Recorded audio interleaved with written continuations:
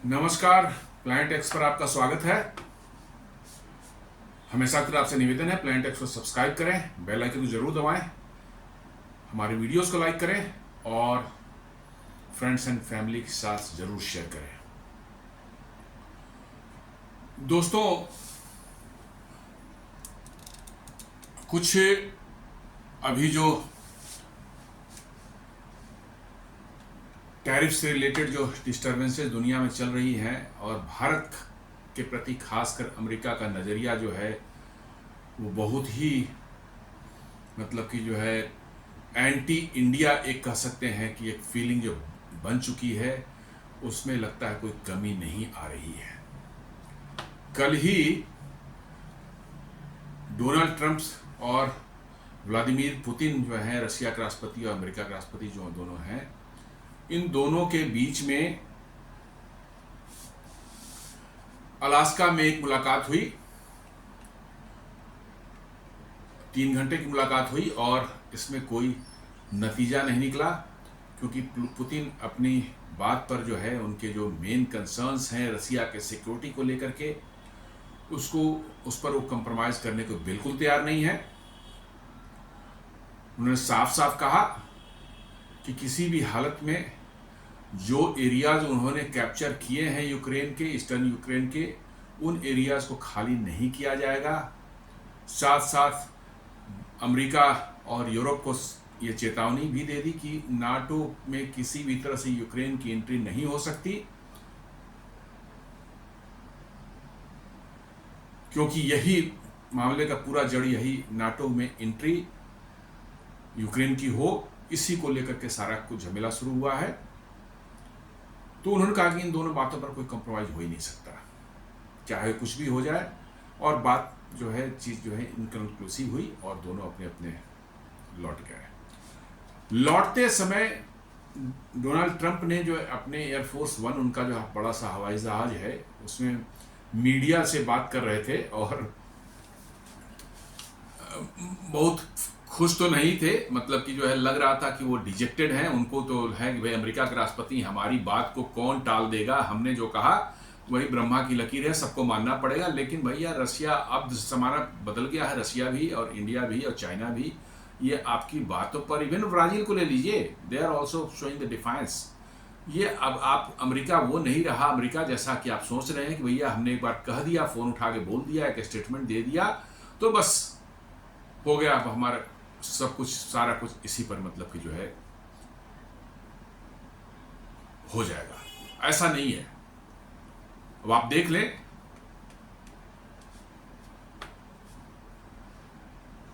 भारत पर जो उन्होंने ये कर रखा है, टैरिफ का जो है उन्होंने दबाव बना रखा है।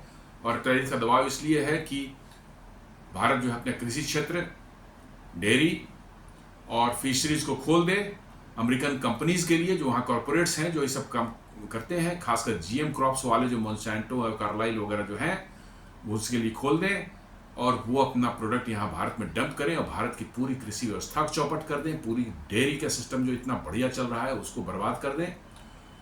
और उसके बाद फिर आप जो है अमेरिका के एक पपेट बन के रह जाएं, क्योंकि आप फिर फूड के लिए डिपेंडेंट रहेंगे अमेरिका पर। आज भारत इतना प्रोड्यूस करता है फूड की, न सिर्फ अपने लोगों का पेट भरता है बल्कि सैकड़ों देशों को जो है खिला रहा है भारत अपने अनाज, फल, सब्जियां जो भारत में पैदा होती है। तो इसके लिए पूरा दबाव बना हुआ है। तो वही मैं बोला था कि जो को लौट रहे थे वो बहुत डिजेक्टेड थे।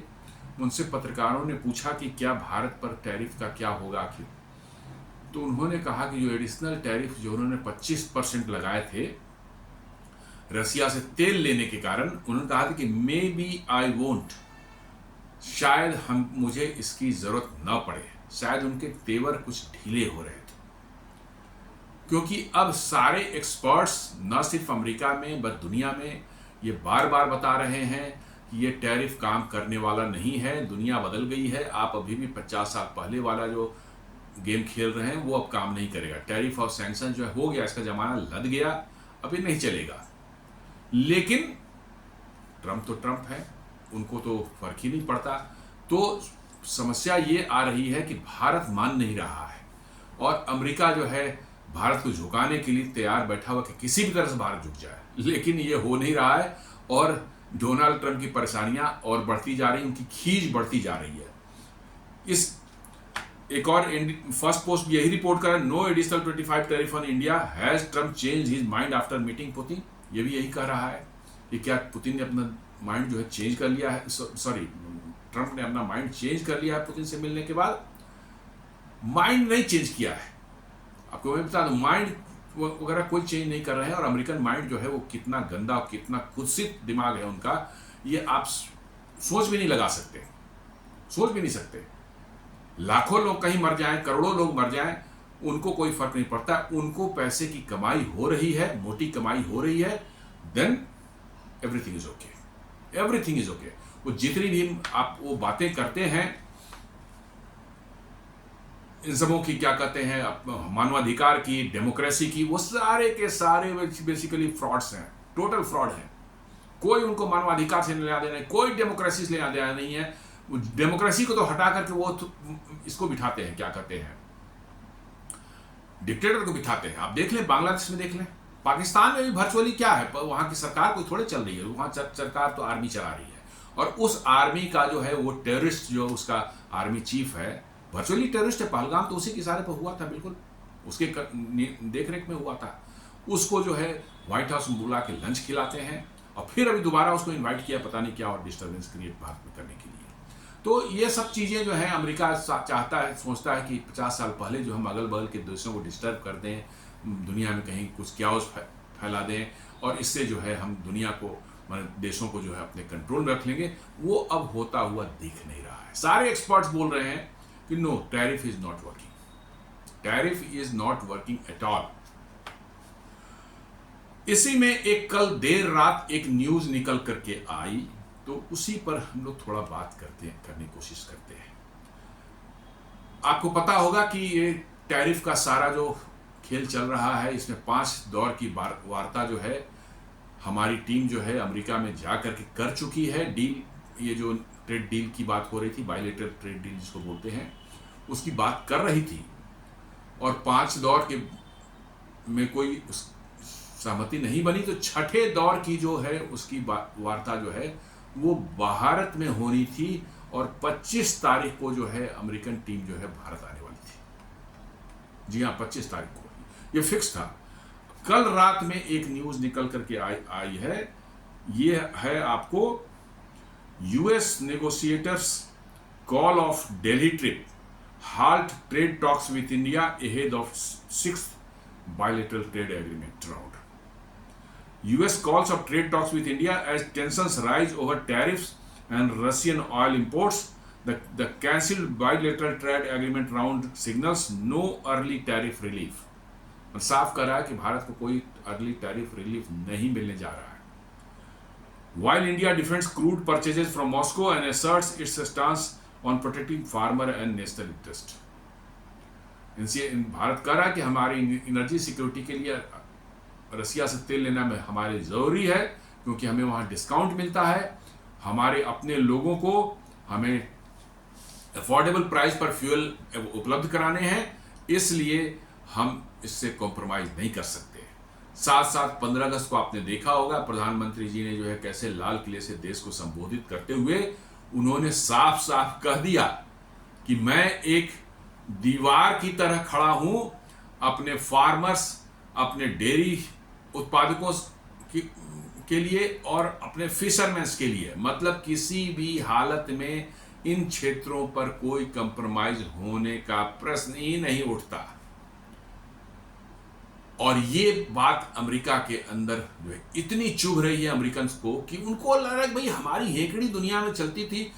एक फोन करते थे तो देशों के जो है राष्ट्राध्यक्ष जो है उठ करके हमारे पैरों पर आके गिर जाते थे, और आज दुनिया हमको दिखा रही है, हेकड़ी दिखा रहा है। भारत नहीं मान रहा है, रसिया नहीं मान रहा है, इवन उनका पड़ोसी जो है ब्राजील जो है उनके बगल का ही है साउथ अमेरिकन कॉन्टिनेंट, वो भी कह रहा है कि नहीं हम ट्रंप से बात नहीं करेंगे, मोदी से बात करेंगे। चाइना उनकी बात नहीं सुन रहा है। ये उनके ईगो को इतना जबरदस्त हर्ट कर रहा है, इतना जबरदस्त हर्ट कर रहा है कि शायद उनको अब तक जो है अमेरिका की हिस्ट्री में ऐसा शायद उन्होंने कभी फेस नहीं किया होगा। जी हाँ, मैं सही बोल रहा हूँ। सिर्फ कोल्ड वार के दौरान उनका एक कॉम्पिटिटर था यूएसआर, जो मतलब कि जो है उनको आंखें दिखा सकता था, उसके बाद कोई नहीं। बट अब दुनिया बदल चुकी है। इस 21वीं शताब्दी में जिस तरह से चेंजेस आए हैं, और अमेरिका भी अंदर से काफी कमजोर हुआ है, आर्थिक रूप से भी और सैन्य रूप से भी। जी हाँ, सैन्य रूप से भी मैं बोल रहा हूं, अमेरिका में अब ताकत नहीं बची है कि वो किसी देश में अपनी सेना को भेजकर वहां पर लड़ाई लड़ सके।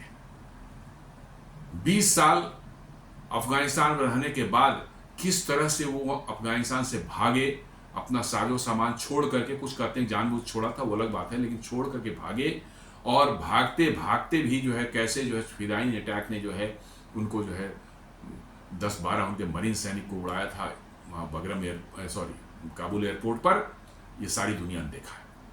तो ये मैं यही कह रहा हूँ कि अमेरिका की अब वो ताकत ना, आर्थिक ताकत अभी भी है, देयर इज नो डाउट इसमें, क्योंकि डॉलर प्रिंटिंग का उनका धंधा जो है, चोरी का धंधा जो है, डॉलर प्रिंटिंग, जब मर्जी जितना डॉलर प्रिंट कर लें विदाउट एनी मतलब बेसिस और विदाउट एनी बैकिंग, वो तो खैर है।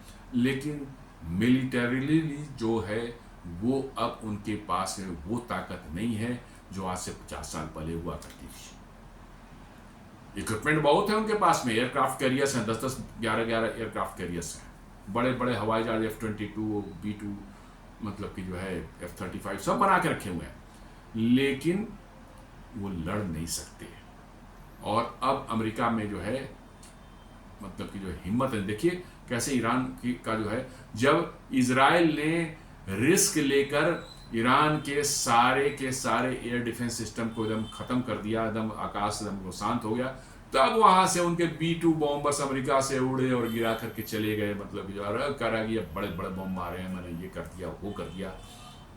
भाई शुरू हुई थी उस समय तो आना चाहिए, B-2 तो तेरा स्टील्थ बॉम्बर है जिसको कहते हो कि रडार नहीं पकड़ सकता, भाई उस समय तो आंखें गिरानी चाहिए थी। जब ईरान ने जो मारना शुरू किया मिसाइल इजराइल पर, और बहुत से मिसाइल इजराइल पर गिरने लगे और अच्छी खासी डैमेज होने लगी, तो सिर्फ एक सिंबॉलिक जो है दिखाने के लिए जो है B-2 बॉम्बर भेज के 3-4 जगहों पर बॉम्बिंग कर दिया और चले गए। भाई जब एयर डिफेंस सिस्टम वर्किंग था उसमें आते, मैं तो कहता हूं कि इनके stealth technology itself is fraud. आज तक कभी इनका स्टील्थ जो है किसी भी कंटेस्टेड एयर स्पेस में जाकर के जो है नहीं लड़ाई की है, इसने कहीं पर भी नहीं लड़ाई की है। किसी भी कंटेस्टेड एयर स्पेस में इनका स्टील्थ बॉम्बर घुस करके लड़ाई नहीं कर पाया है। आप देख ले कोसोवो की लड़ाई जो हो रही थी उसमें क्या हुआ था, अर्ली 2000 के आसपास में जो है इनका जो सबसे पहला वाला स्टील्थ बॉम्बर जो था, बॉम्बर नहीं है, फाइटर, F-117 नाइट हॉक जिसको बोलते हैं, लॉकहीड मार्टिन का बनाया हुआ। आप देख लें उसका क्या हुआ था, उसको मार के गिरा दिया था। वहां के बहुत ही पुराने Russian air defence system Yugoslavia पहले हुआ करता था, उसी के पार्ट थी, कोसोवो टूट कर बन गए, उन्होंने जो है उसको मार के गिरा दिया। और उसके बाद जो है उसको उन्होंने डिसकंटिन्यू कर दिया, नहीं अभी ये पुराना हो गया, अब हम नए पर जाते हैं। भाई गल्फ वार को ले लें, फर्स्ट गल्फ वार जो था, उस समय इनका F-117 जो है रेडी हो चुका था और सर्विस में आ चुका था। गल्फ वार शुरू हुई तो भाई स्टील्थ है, एनिमी एयर डिफेंस का सप्रेशन के लिए सबसे पहले तो इसी को ऊपर जाना चाहिए था आगे, सबसे पहले तो इसी को आगे जाना चाहिए था ना, लेकिन ये नहीं गया। पहले ब्रिटेन के जो टोर्नाडो को भेजा और कौन कौन से एयरक्राफ्ट भेजे, उसमें कई एक मारे भी गए, वहां गिरे, कुछ मरे भी, पायलट्स भी को पकड़ लिया, उनको भी मार दिया गया, कुछ मतलब कि जो है लौट करके आए, लेकिन काफी संख्या में टोर्नाडो वहां डैमेज। जब सारा कुछ हो गया, साफ सफाई हो गई वहां पर, उनके एयर डिफेंस सब कुछ नहीं बचा इराक के पास में, तब जो है F-117 जो है उड़ता है सऊदी अरब से जो है, और वो जाकर चला यहाँ बम मार दिया, वहां मिसाइल मार दी, ये कर दिया वो कर दिया। ये अमेरिकन की आदत है अपने आप को बिना मतलब के जो है प्रोजेक्ट करने की, दिखाने के हमला ऐसा कोई मुझे लगता है कि स्टिल काम नहीं करता। तिरुवनंतपुरम में कैसे हमारे मतलब integrated air command and control system ने उसको डिटेक्ट करके F-35 को फोर्स किया कि यू कम डाउन, आप उतरो, वो जासूसी कर रहा था। कोई उसमें खराबी नहीं थी, ये बकवास थी। वो तो उतरने के बाद उतने दिन रहा वहां पर और खराबी हो गई, आ गई उसमें, खराबी वगैरह कुछ नहीं थी उसमें। आगे पहले बोलता है फ्यूल मेरा खत्म हो गया, फ्यूल दे दिया तो कहता है हाइड्रोलिक काम नहीं कर रहा है। ये सब सारे बकवास, सब फ्रॉड्स हैं, उनका कोई स्टिल फॉर काम नहीं करता। इसलिए मैं यही कह रहा था कि अमेरिका में लड़ने की ताकत नहीं है। अब वो फिर अपनी पुरानी उनको भवकियों के बदौलत जो है वो दुनिया को कंट्रोल करना चाहते हैं, सिर्फ पुरानी भवकियों की बदौलत जो है। तो अब वही मैं कह रहा था कि अब जो 25 तारीख को टीम आने वाली थी वो नहीं आ रही है। A scheduled visit of the trade negotiators to New Delhi for 6th round of negotiation on bilateral trade agreement has been called off, indicating that no tariff relief would be available for India in the near future. मतलब कह रहा है कि वो team नहीं आ रही है और कोई इंडिया को टैरिफ रिलीफ नहीं मिलने वाला है। मैं तो कह रहा हूं कि ना मिले, दफा करो इन अमेरिकों का, हमें कुछ बेचना ही नहीं अमेरिका से और ना कुछ लेना है। ये एक बार भारत सरकार डिसाइड कर ले कि हमें अमेरिका से कोई मतलब नहीं है, ना लेना है, ना देना है, ना बेचना है, ना खरीदना है उनसे, दबा कर दो। और इससे भारत का फायदा क्या करेंगे? सैंक्शन लगाएंगे, लगा दो भैया। आपने 1998 में भी लगाया था और 1998 में लगाने के बाद जो है अगले 4-5 सालों में जो है भारत की इकोनॉमी सबसे तेज गति से 8-9% से 7-8% से बढ़ी थी जीडीपी। कुछ भी नहीं हुआ था, अंत में झक मार करके जब जॉर्ज बुश जूनियर वाला जो था वो बना था प्रेसिडेंट, 2-3 साल बाद बोला करे भारत को क्यों निगलेक्ट किया, इतना बड़ा इकोनॉमी है, फलाना है। कुछ नहीं, खाली कि किसी तरह से भारत से बातें बन जाए, कुछ हथियार हम बेचना शुरू कर दें, बस यही था। और उन्होंने फिर बनाना शुरू किया भारत से रिलेशन। और उसके बाद ही जो है ये आपने देखा होगा C-130J Hercules, C-17 globe master, P-8I Poseidon, फिर आपको जो है CH-47 चिनूक, ये सब उसके बाद ही खरीदे गए। अपाचे भी उसमें था, यस अपाचे, H-64 अपाचे, ये सब उसके बाद ही खरीदे गए। खरीदना नहीं तो अमेरिका से तो कोई आर्म्स लेता ही नहीं था, हम लोग कुछ भी आर्म्स नहीं लेते थे। आर्म्स बेचने के लिए उन्होंने कॉम्प्रोमाइज किया था, सैंक्शन ऐसे नहीं हटाया था। उनको पता चल गया सैंक्शन लगाए रखो, sanction how does matters, India अपना काम कर रहा है, चल रहा है, उसकी जिंदगी चल रही है, कोई पूछने वाला भी नहीं है कि भैया तू सैंक्शन हटाएगा कि नहीं हटाएगा, क्यों सैंक्शन लगा रखा है, लगाए रखो। और इसीलिए जो है अमेरिका को अब फिर महसूस होने लगा कि अब कितना भी कर लें कुछ नहीं होने वाला है। तो ये कह रहे हैं, मैं तो यही कह रहा हूं कि अच्छा है वो तुम सैंक्शन लगा दो, 50 या 500% टैरिफ लगा दो, ताकि तुम हमारा जंजाल जो है जी का जंजाल जो अमेरिका है वो छूटे हमसे। ऐसे छूटने के पॉजिटिव इंपैक्ट्स क्या आएंगे? आज आप रसिया को देख लें, 21,000 सैंक्शन उस पर लगे हुए हैं, उसके $300 बिलियन इन लोगों ने, इन धूर्तों ने जो है चोरी कर लिए, सीधे चोरी कर लिए। 300 बिलियन ऑफ फॉरेन एक्सचेंज जो है वेस्टर्न कंट्रीज में जहां उनके बैंक्स में थे उनको सीज कर लिया इन्होंने, सीधे खा पका गए, कहीं नहीं देंगे। ये यही करते हैं, ये चोर है, ये बेसिकली चोर चुहाड़ सब बैठे हुए हैं यहाँ पर और देशों को कब्जा करके जो है ये सारी दुनिया को में जो अपनी गुंडागर्दी करते हैं, यही चीज है इनका। मैं यही कर रहा हूं कि भारत को भी इसे सीख लेने की जरूरत है। रसिया आज के दिन में पूरी तरह से डी-डॉलराइज हो गया है, उसको अपने स्विफ्ट से निकाल दिया, स्विफ्ट सिस्टम से बाहर कर दिया, उस पर सैंक्शंस लगा दिए, उनके बैंक से बाहर। तो अब रसिया क्या कर रहा है? चाइना के साथ युआन रूबल में डील कर रहा है, भारत के साथ रूपी रूबल में डील कर रहा है, यूएई के साथ दिरहम रूबल में डील कर रहा है। कहां प्रॉब्लम है? भारत को दे रहा है प्राइस, यदि रूपी में उसको प्रॉब्लम है तो भारत जो है दिरहम लेकर के जो है यूएई से दिरहम दे रहा है उसको, रसिया को। या रसिया के पास रूपी जमा हो गए थे काफी, चूंकि रसिया से एक्सपोर्ट, इंडिया से एक्सपोर्ट बहुत ज्यादा रसिया को नहीं होता, तो उनके पास 30-40 बिलियन डॉलर जमा हो गए थे। उन्होंने, इंडिया ने कहा भारत में इन्वेस्ट कर दो, उन्होंने कर दिया और अच्छी खासी कमाई कर रहे हैं, स्टॉक में डिफरेंट कंपनीज में इन्वेस्ट करके कर रहे हैं। तो रसिया पूरी तरह से डी-डॉलराइज हो चुका है, उनका अब उनकी इकोनॉमी में डॉलर का रत्ती भर का भी कोई वो नहीं है। वही काम भारत को भी करना चाहिए। दफा करो अमेरिका को, कहो निकलो यहां से, भागो, हमें न डॉलर की जरूरत है और न अमेरिका की जरूरत है। और आप अपने जो ग्लोबल साउथ, जो आपका गुट है, ब्रिक्स है, ग्लोबल साउथ है, आप उसके साथ अपने ट्रेड बढ़ाएं, रसिया के साथ भी ट्रेड करें, ईरान के साथ भी करें, चीन, ब्राजील जितने भी हैं, इन सब के साथ करें। मैं बता रहा हूं कि जिस दिन भी डॉलर की बादशाहत खत्म हुई, अमेरिका जो है कटोरा लेकर सड़कों पर भीख मांगता हुआ नजर आएगा आपको एकदम।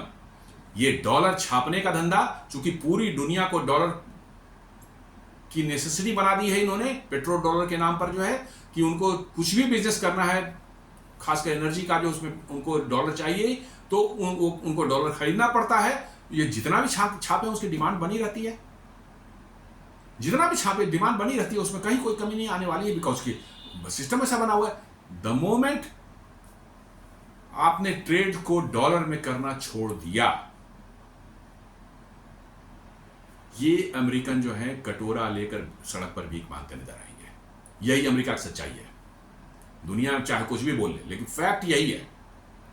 डॉलर की जो बिना मतलब के जो चोरी से दो नंबरिया तरीके से बादशाहत बना रखी है, this is the only strength of America, nothing else. कुछ भी नहीं है। 70% तो अमेरिकन तो ग्रेजुएशन नहीं करते हैं और कहेंगे इनोवेशन कर रहा है। सारे इनोवेशन तुम्हारा चाइनीज और इंडियंस सब जाके करते हैं वहां पर। जितनी भी इनोवेशन है वहां के सारे इंडियंस और चाइनीज जो है वो जाके करते हैं।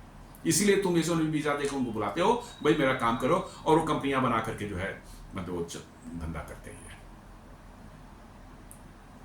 और सिर्फ हाइप क्रिएट करके और एक साइकोलॉजिकल वो क्रिएट करके जो है बैरियर क्रिएट करके जो है वो पैसे कमाने का धंधा। आप लोग उठा के देखिए, आईफोन को उठा के देख लीजिए, जिसकी प्रोडक्शन कॉस्ट $200 के $250 $250 होगी, वो अमेरिका में जाकर के जो $1000 में बेचेगा, इवन इंडिया में भी $1000 के वैल्यू बेचेगा वो। क्यों भाई? $200 पर मैंने $1000 पर बेच मैंने 4 गुना प्रॉफिट 5 गुना प्रॉफिट लेना कौन सी बिजनेस में आता है?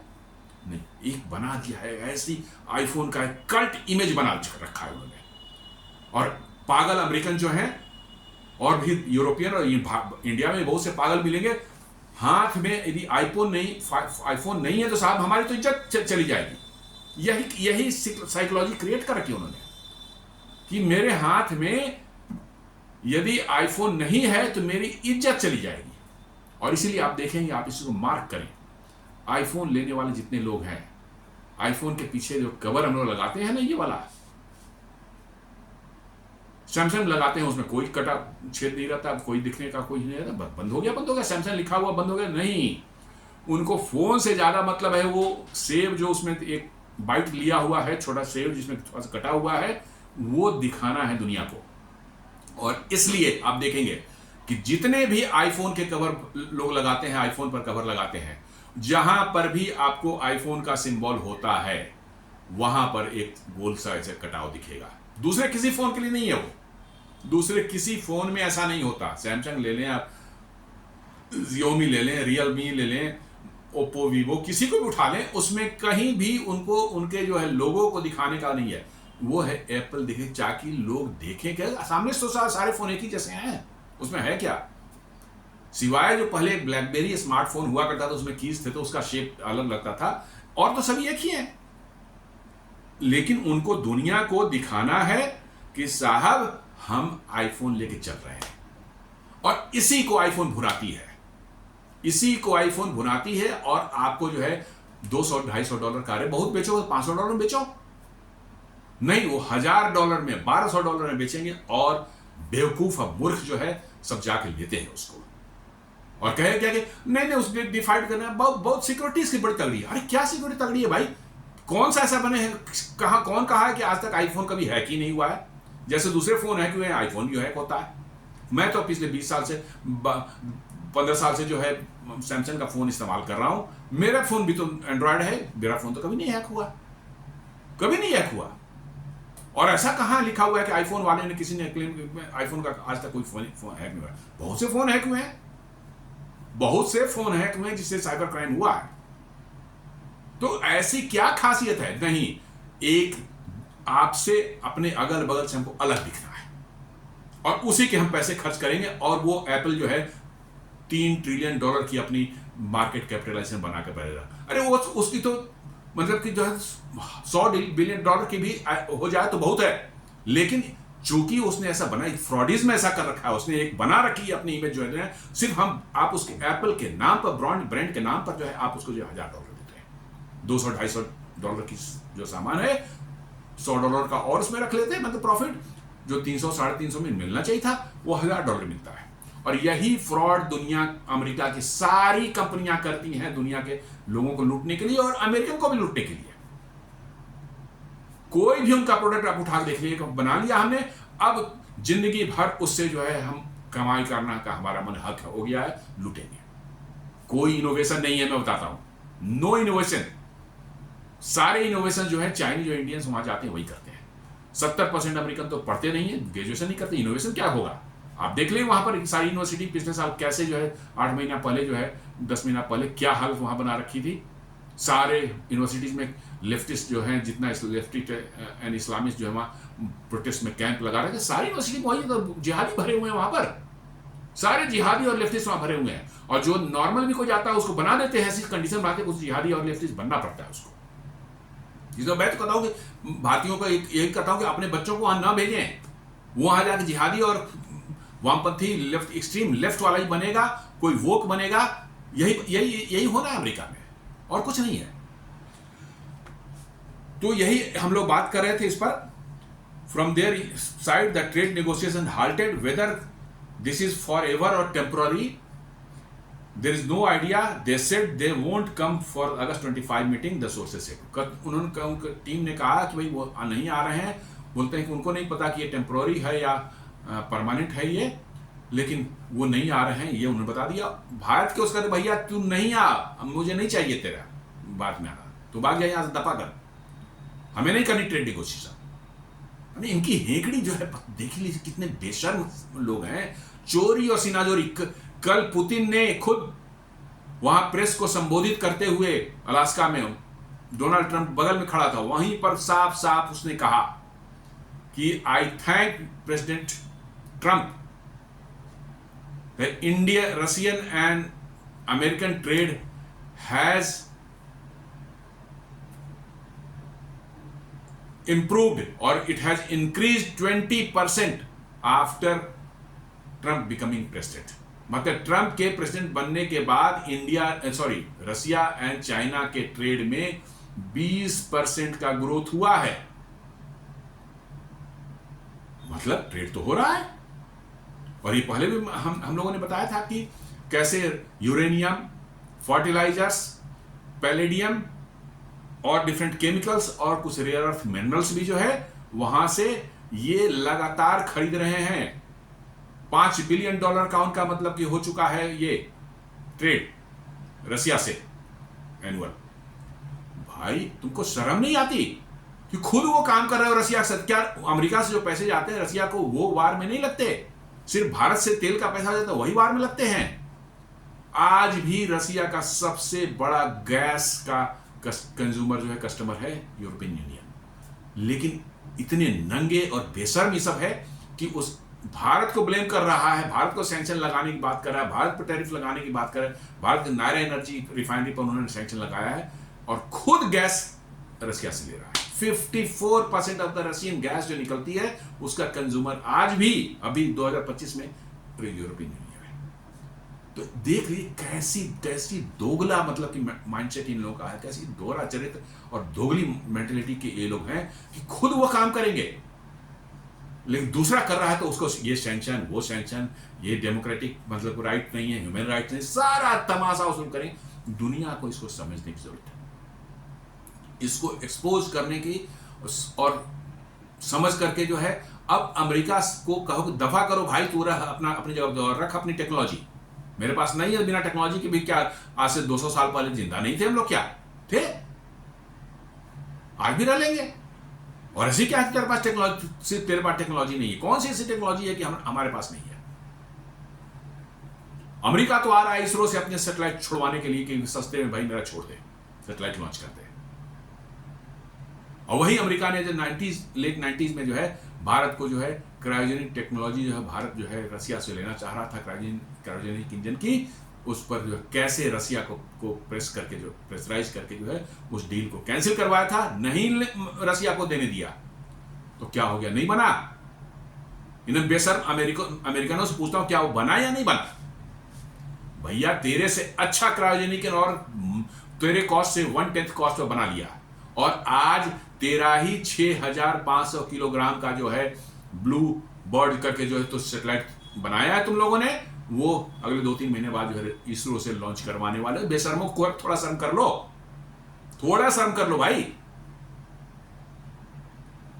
एक कार्टून छापा था इन लोगों ने, कुछ अब एग्जैक्टली मैं नहीं बता रहा हूं, कि एक कमरे में हैट वैट लगा के टाई वाई लगा के गोरे कुछ मीटिंग कर रहे हैं, और भारत में एक गाय, एक धोती कुर्ता पहने हुए किसान जैसा आदमी गाय लेकर के जो उस पर लिखे हुए इसरो, और दरवाजे पर नॉक कर रहा है, अंदर में सिगरेट मार रहे हैं और दारू वारू पी रहे हैं ये, और उस पर गाय पर, उस किसान के बॉडी पर इसरो लिख रखा था इन लोगों ने। कितने माने घटिया और वाहियात किस्म की मेंटलिटी इन लोगों के पास में है। आपको बढ़ता हुआ देख करके तो इनके बिल्कुल अंग में विशेष में जो है आग लग जाती है। मैं साफ बात बताता हूं, उस वर्ड का मैं इस्तेमाल नहीं कर सकता, लेकिन इनके अंग विशेष में बिल्कुल आग लग जाती है।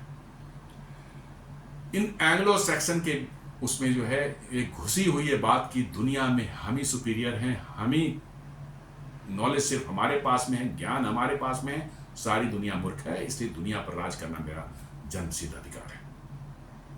उसी के का ये चल रहा है, करक नहीं आ रहा भाई, मत दफा करो, भारत तो कोई बोल ही नहीं रहा, दफा करो नहीं।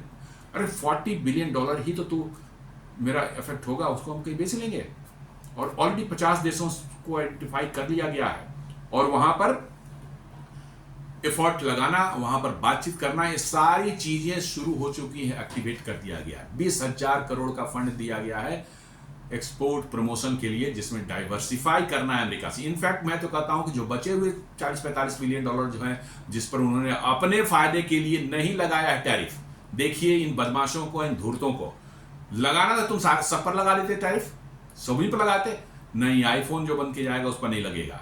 पेट्रोलियम, चूंकि एटीएफ जो है वो बहुत इंपॉर्टेंट उनके लिए है, चूंकि एटीएफ के बगैर उनका हवाई जहाज नहीं उड़ेगा। अमेरिका में उतना एटीएफ नहीं बनता, उतने रिफाइनरीज नहीं, क्योंकि आप बनाते हैं जहां पर भी है, आप रिफाइन करते हैं तो उसका सर्टेन परसेंटेज ही एटीएफ बनेगा। ऐसा नहीं कि सारा का सारा आप चाहेंगे अब मेरी मर्जी है मैं एटीएफ बना लूं, मेरी मर्जी डीजल, नहीं, सर्टेन परसेंटेज डीजल निकलेगा, सर्टेन परसेंटेज पेट्रोल निकलेगा, सर्टेन परसेंटेज एटीएफ निकलेगा, सर्टेन गैस भी निकलेगी। तो अमेरिकन रिफाइनरीज उतना नहीं एटीएफ प्रोड्यूस करते हैं कि अमेरिका की, जो यहाँ बहुत ज्यादा हवाई जहाज, जैसे हम लोग बस इस्तेमाल करते हैं एक शहर से दूसरे शहर में जाने के लिए, वहां हवाई जहाज चलती है, वहां ट्रेन भी ना के बराबर है, ट्रेन सर्विसेज ना के बराबर है, पैसेंजर ट्रेन सर्विसेज। तो उनको एटीएफ की बहुत बड़ी रिक्वायरमेंट होती है, और उसका एक बहुत बड़ा सप्लायर भारत है। इन धूर्तों को देख लीजिए कि जिस चीज की जरूरत उनको है, उसके बगैर उनका समस्या, उस पर टैरिफ नहीं लगाया। फार्मास्यूटिकल्स, 60% फार्मास्यूटिकल जेनरिक ड्रग्स जो है उनके रिक्वायरमेंट वो भारत फुलफिल करता है, और उसके बंद होने से वहां पर उनके हेल्थ सेक्टर में हाहाकार मच जाएगा। प्राइसेज जो है स्काई रॉकेट दुगुनी हो जाएंगे, तिगुनी हो जाएंगे, चौगुनी हो जाएंगे, कोई कह नहीं सकता। और इतने हाई क्वालिटी के ड्रग्स इतने लोअर प्राइस में दुनिया में कोई देश उनको देने वाला नहीं है। इन धूर्तों ने उस पर भी नहीं लगाया है। वो तीनों मिलकर के जो आपको करीब करीब $40-45 बिलियन हो जाते हैं, और $40 बिलियन है जिस पर टैरिफ लगाया है। तो $40 बिलियन ही तो हमको बेचना है, और ये 50 देशों से बातचीत चल रही है, और बड़े सकारात्मक बातचीत हो रही है, और पूरी उम्मीद है कि अगले 2-4-6 महीने में जो है सारा का सारा ये अमेरिकन माल जो जाता था वो डाइवर्ट होकर कहाँ चला जाएगा, अफ्रीका चला जाएगा, साउथ अमेरिकन कॉन्टिनेंट चला जाएगा, एशियन कंट्रीज में चले जाएंगे। कहाँ जाओगे भाई, कहाँ जाओगे? तू चाइना से, चाइना पर भी टैरिफ ले लो, वहां से ले लो, उठा लो। जिस चाइना ने तेरी नाक में दम कर रखा है, जिसने तुम्हारा रेयर अर्थ बंद किया, तो गिड़गिड़ाते हुए उसके पास गए और कहा कि भैया 90 दिन का तेरा टैरिफ जो अभी हम डेफर कर दे रहे हैं, रेयर अर्थ देना शुरू कर दो, उससे लेगा, ले ले। तो ये कह रहे हैं कि इतने माने घटिया किस्म के जो है इनका मतलब कि माइंडसेट है कि आपको क्या बतावें, उसके लिए प्रॉपर शब्द नहीं है कहने का। From their side, the trade negotiations are halted. Whether this is forever or temporary, there is still no idea. They said they won't come for August 25. They so said it. ये तो बात कर चुके हैं। भारत ने जो है पहले ही कहा था, 14 अगस्त का ये पिक्चर है, भारत ने कहा था कि India fully engage with US on trade pact but clarity will come later. Bharat ने सिंपल जवाब दिया भाई हम बातचीत करने को तैयार हैं, हम इंगेज हैं उनसे, बट क्या होगा क्या नहीं होगा वो अभी नहीं कहा जा सकता। उसी तरह से जो है आपको जो है यूएस ने फिर वार्निंग दी है, बीबीसी का न्यूज है, US warns of additional tariff on India if Trump Putin peace talks fail. ये पीस टॉक के पहले की बात है, तो भाई लगा दे, क्या दिक्कत क्या है, इतना बोलने की क्या बात है।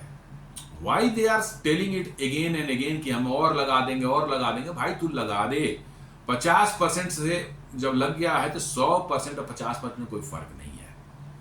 ट्रेड जो है कभी भी ट्रेड जो है 5-10% टैरिफ से बियॉन्ड यदि चला जाए, 15% से बियॉन्ड चला जाए, तो फिर वो टैरिफ ट्रेड जो है डेड हो जाता है। 25% इटसेल्फ जो है उन सारे सामानों जिन पर लगाया है 25%, उनका अमेरिका जाना रुक जाएगा।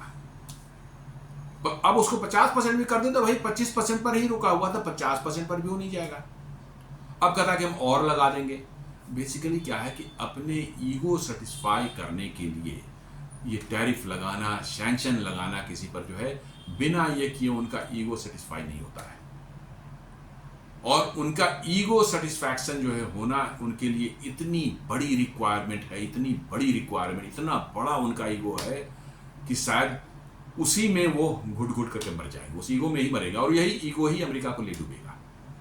ये होना ही यही होना है। ये जो है आपको लगाना है टैरिफ, तो आप क्यों बार बार बोल रहे हैं, आप लगा दें, हम अपने रास्ते ढूंढ रहे हैं। और इनफैक्ट अमेरिका इंडिया को तो अब बातचीत करनी भी नहीं चाहिए। मेरा तो कहना है कि बातचीत करनी ही नहीं चाहिए। बोला भैया ठीक है आपने लगा दिया, इट इज एक्सेप्टेबल टू बस, आप अपना घर चलें, हम अपना घर चलें। Why to talk? जब आपको हमसे लेना देना सामान नहीं खरीदना है, इतना टैरिफ आप लगा रहे हैं किस लिए? सामान नहीं खरीदना है।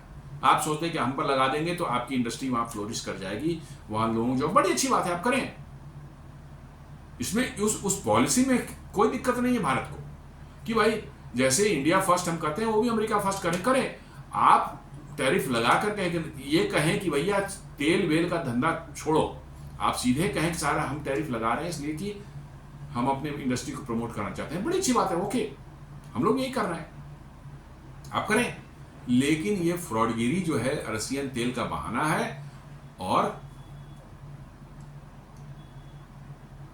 इच्छा है कि भाई यहाँ की किस तरह से कृषि क्षेत्र जो है, डेयरी और फिशरीज वो खोल दे, ताकि इंडस्ट्रियल गुड्स अब बेचने में की अब कुवत रह नहीं गई इंडिया अमेरिका में, इंडस्ट्रियल गुड्स बेचने कुवत नहीं करें। ये फ्रॉड वाले धंधे जो हैं, जीएम वाला जो है, वो हम किस तरह से बेच करके कोई अपना धंधा चलाएं।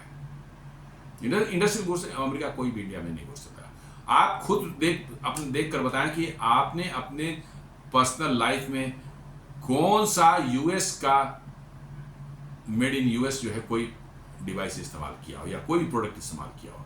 मैंने तो अपने 10-15 सालों में कभी नहीं देखा कि मेड इन यूएस में हमारे हाथ में नहीं है, कुछ भी नहीं है। आईफोन भी जो है लोग रख रहे हैं, वो भी मेड इन चाइना ही था, अब मेड इन इंडिया में लगा, मेड इन चाइना ही था, वो अमेरिका का नहीं है। उसमें पहले लिख दो कि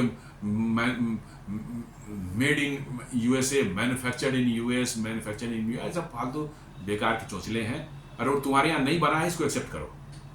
मेड इन यूएसए और मैन्युफैक्चर्ड इन चाइना और मैन्युफैक्चर्ड इन इंडिया, ये सब बकवास चीज़ें जो है, ये सब चलने वाली नहीं है। तो कहने का ये सेंस है कि लोगों को अब ये समझना चाहिए कि अमेरिका के फ्रॉड को समझें और किसी भी तरह से जो है इससे जान छुड़ाएं। आप अमेरिका से जान छुड़ाना बहुत जरूरी है, तभी आप सुखी रहेंगे। ये तो एक अनदर फ्रॉड है, स्कॉट बेसेंट जो उसका ट्रेजरी सेक्रेटरी है, जो कि पहले जॉर्ज सोरोस के फंड मैनेजर हुआ करता है। जॉर्ज सोरोस दुनिया का सबसे बड़ा फ्रॉड, उसका फंड मैनेजर हुआ करता है। Has warned that Washington could increase secondary tariff on India. He said that decision would depend on the outcome of the present Donald Trump meeting with Russian counterpart Vladimir Putin in Alaska. अरे भाई fraud हो तुम, ये काहे कोई सब बातें कर रहे हो? लगाना है टैरिफ तो लगा दे, 100% लगा दे, 200% लगा दे। क्यों? Why you are telling it again again? भाई नहीं, तेरे पास भारत नहीं जाने वाला है, सब फालतू की बातें कर रहे हैं। वी हैव पुट सेकेंडरी, ये स्कॉट बेसेंट जो है फ्रॉड जो है, we have put secondary tariffs on India for buying Russian oil and I could see if things don't go well These sanctions on secondary tariffs could go up, Bessent said in an interview to Bloomberg TV on Wednesday. भाई क्या है ना, बार बार बोल रहा है भाई, लगा दे भाई, तैयार बैठे हुए, लगा दे, तू टैरिफ लगा दे।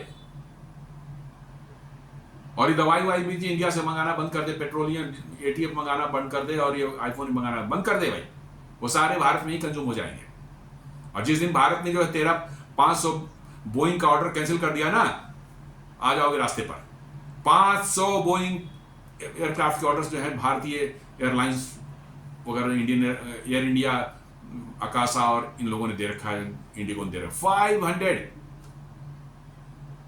दुनिया में कोई किसी एक देश ने इतने बड़े ऑर्डर्स नहीं दिए हैं। अरे भाई तेरी तो बोइंग चल रही है हमारे ऑर्डर पर, जिस दिन ऑर्डर निकाल देना बोइंग आ जाएगा रास्ते पर, दिखा दे कि किसने कितना ऑर्डर दिया है, निकालो।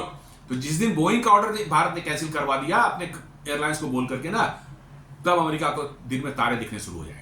लेकिन इनको अकल, माने कम अकल वाले लोग हैं, ईगो बहुत बड़ी है, अकल कुछ, बुद्धि कुछ नहीं है, ईगो बहुत बड़ी है। और ईगो पर ही इनका जो है सारा का सारा जो है वो बस ईगो से बहुत बड़ी ईगो लेकर के जो है इनकी जिंदगी चलती है। हाथ में आईफोन है, साला मतलब कि जो है दुनिया लगती है बस इनके मुट्ठी में, यही इनका वो है। 2 कौड़ी का इनका दिमाग कुछ नहीं है। लेकिन देखिए फ्रॉड करने वाले करके पैसे कमा लिए इन लोगों ने अच्छे खासे ना, दिक्कत यही है। और साथ साथ ये भी कहता है कि European need to join us. वो समझ रहा है कि टैरिफ लगाया उसे कोई फर्क नहीं पड़ा, किसी इंडिया ने वैल्यू नहीं दिया जाता, ठीक है टैरिफ लगा दिए, देखेंगे हम हमारा रास्ता। अब वो कह रहा है कि European need to join us, कह रहा है कि यूरोपियन भी हमको ज्वाइन करें। भाई तेरा तो असर, इसका मतलब है कि टैरिफ असर नहीं कर रहा, क्यों यूरोपियन सामने भीख मांग रहा है भाई तू भी ज्वाइन कर। अरे वो तो भारत से भीख मांग रहा है कि मेरे से एफटीए कर ले। यूरोपियन यूनियन तो भारत से भीख मांग रहा है कि हमारे साथ एफटीए करे। 3.5 साल तक भीख मांगते रहा ब्रिटेन वाले, तब जाके अभी एफटीए इंडिया में किया है। अभी यूरोपियन अभी 2 महीना पहले यहाँ से गए थे, बाहर ने कहा जाओ यहाँ से दफा करो, बहुत तुम साल दिमाग खराब किए हुए हो, देखेंगे मतलब कि जो है इस साल के अंत तक देखेंगे। भगा दिया था उनको। वो तो यहाँ पर बैठे हुए जो पता है कि भैया मार्केट यही है, और भारत का ही मार्केट उनको डूबने से बचा सकता है। भारत का मार्केट जो है यही डूबने से बचा सकता है, दूसरा और कोई नहीं बचा सकता, उनको मालूम है। उसको कह रहा है ये मुर्ख जो है, कह रहा है कि जो है भाई यूरोपियन यूनियन ज्वाइन करना ना, India of higher secondary tariff for purchasing Russian वाला। अरे भाई तू बक बक करते रहे। अब इंडिया ने और वाल परचेज करना बढ़ा दिया। पिछले महीने में हमारा एवरेज था $1.6 बिलियन पर barrel, 1.6 billion barrel per day. अभी 15 दिन का फिगर आया है, कल ही आया था, हमारा हो गया 2 मिलियन बैरल्स पर डे, मतलब 20 लाख टन हो गया, 20 लाख बैरल, 16 लाख बैरल से 20 लाख, मैंने 25% में बढ़ा दिया। भाई तू बकबक करते रहे अपने घर में, कोई फर्क नहीं पड़ता। और ट्रंप जो है अभी मिलने के पहले क्या बोल रहा था, ट्रंप से tariff on India probably pushed Putin to negotiating table. मतलब कि जो इंडिया को धमकाया, इंडिया को जो हमने वो किया, पुतिन डर गया और आ गया मीटिंग करने के लिए। अरे भाई क्या बेवकूफी वाली बातें कर रहा है इंडिया, डर कहां गया, और ज्यादा तेल ले रहा है, और ज्यादा तेल ले रही मूर्खों, कौन बताए। लेकिन है ये सब बोल कर खुद को सेल्फ सेटिस्फैक्शन इनको मिल रहा है, करते रहते हैं, यही सब है। Trump signs order extending China traffic truce by 90 days, White House says. मैंने जब बंद कर दिया उनका जो है रेयर अर्थ मैग्नेट्स वगैरह जो है चाइना ने, साहब 90 डेज के हम बढ़ा देते हैं, 90 डेज के बढ़ा देते हैं। और उनके जो है ट्रम्प के ही एक्स नेशनल सिक्योरिटी एडवाइजर, अभी जो सेकंड टर्म में जो जिनको बनाया था और 1 महीने बाद निकाल के बाहर फेंक दिया मक्खी की तरह, जबकि उसकी बातें इसको पसंद नहीं आए। जॉन बोल्टन इसका नेशनल सिक्योरिटी एडवाइजर था, इसको 1 महीने रखा, उसका निकाल के बाहर कर दिया इसको। उसने कहा क्या कहा कि हम उठ रहे आप सुनेंगे तो मजा आ जाएगा। वो कह रहा है भारत को कि भाई टैरिफ से कुछ रिलीफ लेना है तो ट्रंप को नॉमिनेट कर दो नोबेल प्राइज के लिए, क्या जाता है, क्या फर्क पड़ता है, नॉमिनेट कर दो, सब तुम्हारा। But this is too much. मैंने वो सरकास्टिक वही कह रहा, nominate Trump for Nobel prize. Former US NSA John Bolton offers India a sarcastic fix to end the trade dispute. उसी के लोग अब उसके पीछे पड़ गए, करें भैया इसे नॉमिनेट कर दो, फिर तुम्हारा काम। दिस इज टू हिलेरियस यार, this is too much fun, is too hilarious. मतलब उसका बोल रहा है कि भाई ऐसा है कि अब तू इसको दे ही दे, और वो बोल रहा है भाई, सबको बोल रहा है कि भाई मुझे नॉमिनेट करो। अभी उसने थाईलैंड और इसके क्या कहते कंबोडिया के बीच में 2-3 दिन की कुछ गोलाबारी हो गई, छोटी मोटी जो हो गई, वो रुक गई। उसको कह रहे मैंने रुकवाया। अब दोनों को पकड़ करके जो है इसने जो कहा कि भाई कहो कि मुझे नोबेल प्राइज मिलना चाहिए। उसी तरह से इसने आर्मेनिया और अजरबैजान को पकड़ के कान पकड़ के बुलवाया। वहां पर छोटे छोटे कंट्री क्या करेंगे, उनको बुलवाया और उनसे जो है एक कागज साइन करे कि नहीं हम लोग आपस में नहीं लड़ेंगे, हम लोग कुछ नहीं करेंगे। भाई ट्रम्प साहब ने कर दिया, और दोनों से बुलवाया कि हाँ ट्रम्प को मिलना चाहिए नोबेल प्राइज जो है। मैंने इतनी बेशर्मी तो मैंने आज तक जिंदगी में नहीं देखी कि साला में नोबेल प्राइज दो, इसके लिए इतने लोगों के सामने हाथ पैर जोड़ रहा है। तो यही सरकास्टिक रिमार्क्स पास कर रहा है जॉन बोल्टन। भारत कर रहा है कि भैया तेरा सब जितना प्रॉब्लम है, ट्रेड वोड का सब प्रॉब्लम सब फिक्स हो जाएगा, खाली तुम नॉमिनेट कर दो ट्रम्प को जो है नोबेल प्राइज के लिए। ये मजेदार चीज है भाई, दिस इज टू मच।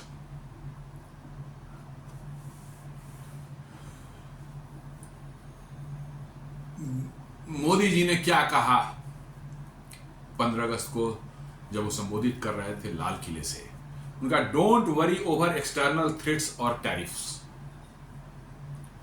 बाहर के धमकियों से और टैरिफ से डरने की जरूरत नहीं है।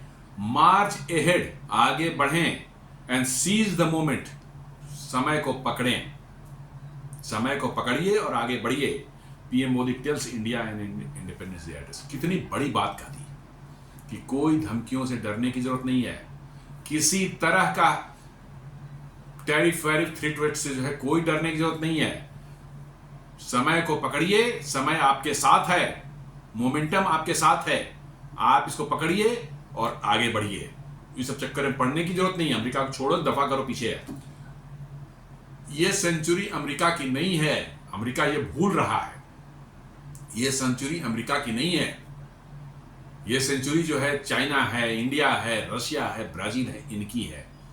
और ये बढ़ रहे हैं, और बिल्कुल बढ़ रहे हैं बिना अमेरिकन हेल्प के बढ़ रहे हैं। चाइना तो अमेरिकन हेल्प से बढ़ा था, बट रशिया, इंडिया, ब्राजील जो है ये बगैर यूएस हेल्प के बढ़ रहे हैं। और इसीलिए यूएस का जो ये धमकियां और ये सब जो है सारी चीजें जो है टॉन्ट्रम्स जो है ये काम नहीं कर रहे हैं, काम नहीं आएंगे। चाइना पर शुरू में कुछ काम आते, आज से 15 साल 20 साल पहले काम आते, लेकिन चाइना भी अब चूंकि उन्हीं के हेल्प से वो थे, अब उनकी कंपनियां वहां चाइना में इस तरह से फंस चुकी हैं कि न निगलते बन रहा है उनको, न उगलते बन रहा है। चाइना में रहने पर उनकी दुर्दशा है और चाइना छोड़ने पर भी उनकी दुर्दशा चाइना करने वाला है। तो अब उनका जो है सांस जो है अटका हुआ है वहां पर। आप देख रहे हैं एप्पल ने भारत में प्रोडक्शन शुरू किया, अच्छा खासा प्रोडक्शन शुरू किया। उन्होंने प्लान किया था कि भाई और भारत में प्रोडक्शन बढ़ाएंगे, उसके लिए वो चाइना से जो अपने इक्विपमेंट्स वगैरह कुछ जो मैन्युफैक्चरिंग इक्विपमेंट शिफ्ट करना चाहते थे, उसको चाइना ने नहीं होने दिया। चाइना से उन्होंने 3000 लोगों को, चाइनीज को मंगाया था यहाँ पर कि इनिशियल कुछ ट्रेनिंग देंगे, कुछ काम करेंगे, सिखा देंगे लोगों को, फिर 1-2 साल के अंदर चल जाएंगे। चाइना ने सबको बुलवा लिया, वापस बुलवा लिया। तो ये तो है, तो इसका मतलब है कि अब चाइना इनके हत्थे नहीं चल रहा, इनके हत्थे नहीं चल रहा।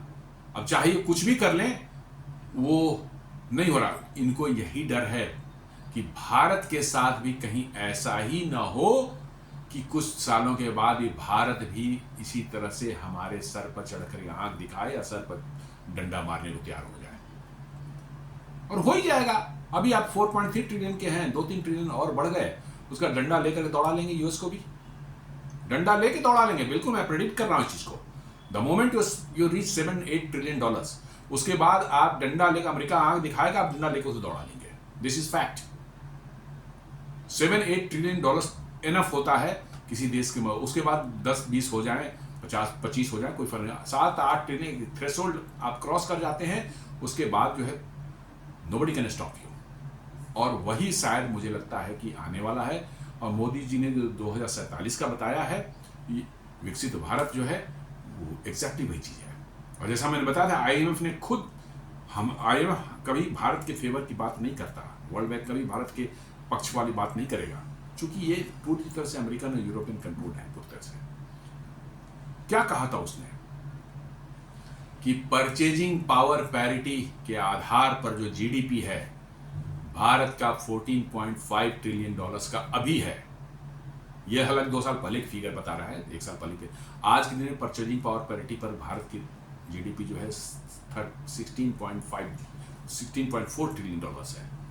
और वो कह रहा है कि 2040 में अमेरिका का GDP purchasing power parity basis पर और भारत का GDP purchasing power parity basis पर दोनों बराबर हो जाएंगे। और 2045 में अमेरिका की पीपीपी बेस्ड जो है जीडीपी होगी 42 ट्रिलियन डॉलर और भारत की होगी 56 ट्रिलियन डॉलर। ऐसी मिर्ची लगी है अमेरिका वालों को, ऐसी मिर्ची लगी है कि आप सोच नहीं सकते कि 15 साल में आप उसके बराबर हो जाएंगे और उसके 5 साल बाद जो है उसको पीछे छोड़कर कितना आगे निकल जाएंगे। फिर वो पूछे, मैं कह रहा था ना कि कुछ सालों के अंदर में, नहीं 1-2 साल की बात है, 5-10 साल की बात ले लीजिए, 15 साल की बात ले लीजिए, ये अमेरिकन आपको भीख मांगते हुए नजर आएंगे इसी बार नई दिल्ली और कलकत्ता के रेलवे स्टेशन वगैरह पर। मैं बता रहा हूं क्योंकि इन्होंने पढ़ना लिखना छोड़ दिया है। इनकी हेकड़ी इतनी हो गई कि हमको ऐश मौज दुनिया में सिर्फ करना है, लूट मार करनी है और दुनिया में ऐश करना है, तो आपका डाउनफॉल तो उससे होना ही होना है। भारत में देख लीजिए, आप गांव के लोग हैं, अपने खेत खलिहान जो बेचने पड़ रहे हैं, घर में बेचने पड़ने की, बच्चों को पढ़ा रहे हैं जरूर, चाहे कितना भी खर्च लगे, बच्चों को जरूर पढ़ा रहे हैं। बेंगलोर भेज रहे हैं, हैदराबाद भेज रहे हैं, नोएडा भेज रहे हैं, लेकिन भेज रहे हैं, पढ़ा रहे हैं। वहां नहीं कोई पढ़ना लिखना का है, हमको तो फ्रॉड करके पैसे कमाना है भाई, हमको फ्रॉड करके पैसे कमाना, जिंदगी तो ऐसे ही चलती है, ऐश मौज करना है हमको। तो ये कितने दिनों तक चलेगा? चल गया, बहुत चल गया, ज्यादा दिन तक नहीं चलेगा। तो दोस्तों यही था एक आज का विश्लेषण। यहां उन्होंने धमकी दी है कि हम नहीं आ रहे हैं 25 तारीख को अगस्त को। हम तो करेंगे, बड़ी अच्छी बात की, बड़ा अच्छा खबर दिया आपने, ना आए ज्यादा अच्छा है, हमारे तो बहुत अच्छा है ये। हम तो यही चाहते हैं कि आप ना आए, हम आपसे हमारा जान छूटे, हमारा पिंड छूटे, विल बी वेरी हैप्पी। उम्मीद करता हूं कि आपको ये वीडियो पसंद आया होगा। आप इस यूट्यूब वीडियो को लाइक करें, फ्रेंड्स एंड फैमिली के साथ शेयर करें, हमारे चैनल को सब्सक्राइब करें और बेल आइकन दबाना बिल्कुल नहीं भूलें। धन्यवाद।